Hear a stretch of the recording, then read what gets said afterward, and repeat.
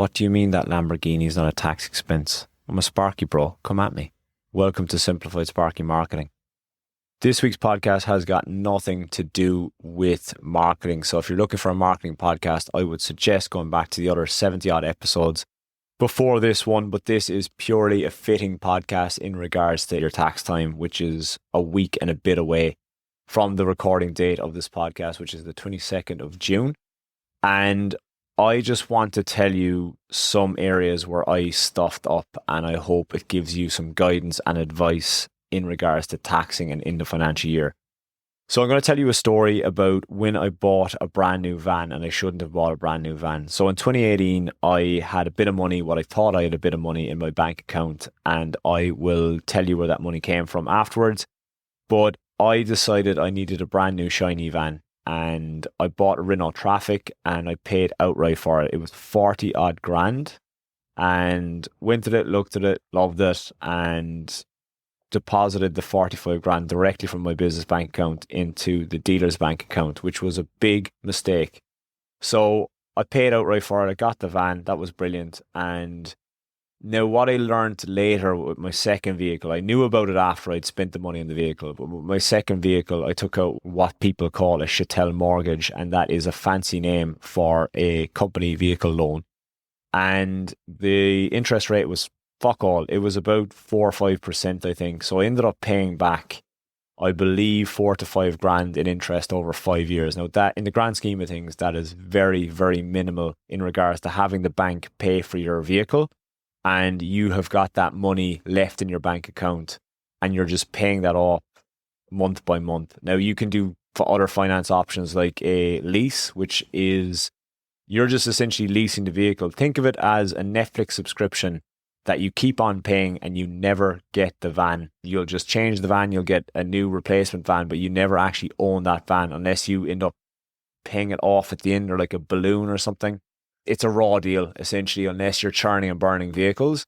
It's a good way to do it, but you just really have to weigh up what the best option for your company or your business is, whether you want to go finance or mortgage, and you own the van at the end of the chattel mortgage, and you can unsell it then and restart the new one, but at least you have something to show for it at the end of it. Now, why I had that 45 grand in my bank account, and this is extremely common the more I speak to people, is because I didn't pay myself a proper wage. If you listen to a podcast a few podcasts ago, it was about the Simplified Sparky mentorship, and as well, it's linked in the description, the show notes underneath as well. There's a little 9-minute video of a YouTube video, and I explain that when I started the business for a few years, I paid myself an apprentice's wage, which was 700, 800, 900 a week. I think it was 800 I was paying myself. And this is a very, very common trait that I'm after seeing, is people not paying themselves correctly. And that's why the money was there. Now, hypothetically, if you think of it, I could have had the banks pay for that van and then paid back a grand each year in interest, and it's very minimal. And I could have taken that 45 grand and I could have paid the tax and I've paid the super and then deposited that money into my personal bank account, which would have been probably, without tax and all of that, you take the super out of it, you take the tax and all that, maybe 25 to 30 grand, something like that, I would have cleared into my personal bank account, and it would have been a nice reward for the hard work that I bust my balls during the year. But I thought it was a smarter idea to buy a van outright, which was very silly, and I hope you see the correlation with that of, I should have financed it, let the van pay for itself over the next few years, pay myself that 45 grand, and that's why it's wise to finance things where possible. And that brings me to my next point. Finance wise, if you're looking to get a mortgage or something like that, and you're only paying yourself $700 a week or an apprentice's wage, the odds of you getting a good mortgage or a decent mortgage aren't going to be fantastic, especially as a self-employed electrician and you are then going for a mortgage. It's just not a good look if you're only paying yourself $700 a week, because they can only lend to you within that threshold. So that is another word of warning. I spoke to my accountant this week, in fact, because I would advise you as well. Speak to your accountant, get yourself a good accountant that looks after you as well, that you can kind of be open with and you can ask questions, because I had accountants previously and they basically did the bare minimum because they couldn't be asked, and it wasn't within their best interest to advise me the best ways to stretch and move your money. And that's exactly what I had a chat with my accountant, and we went through my books for the two business this year, and it went really well, and with minimal losses being carried forward. Like, my vehicle's basically repaid in a few months. So I'm actually in a healthy profit. So it made sense for me to not pay this as a wage because we had maxed that threshold as it was. If I pay myself any more, essentially any more that I pay myself would be taxed at 50%. So I didn't want to pay myself any more at 50%. So what I did was I've spent a couple of grand on some new items.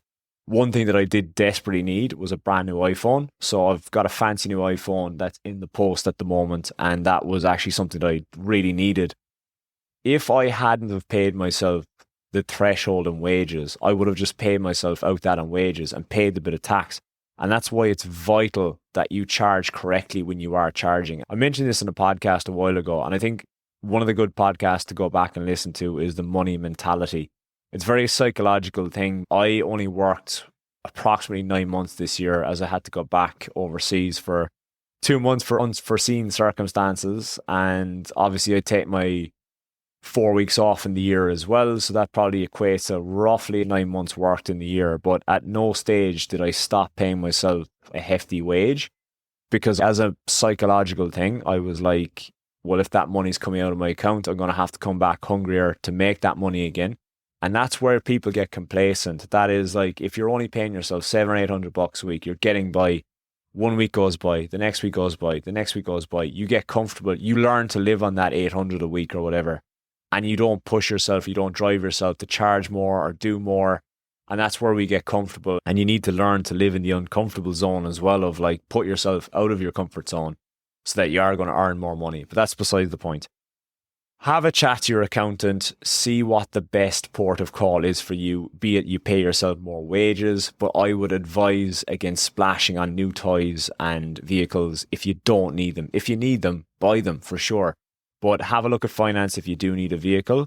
But when it comes to, let's say you've got 15 grand that you're going to get taxed on, and you're like, fuck it, I need a brand new Fluke infrared reader. I'm going to spend 10 grand on that. You buy it and it just sits inside in your shed or your warehouse or whatever, and you never ever use it. That's pointless. You may as well have paid yourself 7 grand into the bank account and cop tax on the other 3.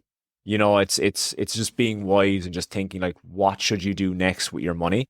One red hot tip, and you're going to have to ask your accountant about this, and I'm going to end on this because I'm not anyway tax related. This is just an electrician talking tax shit that I have experience with, but I'm not an accountant, so this is not financial advice. What you can do as well, I think the threshold is $350, but you can actually pay yourself rent. I have a home office. I have a garage which the company uses.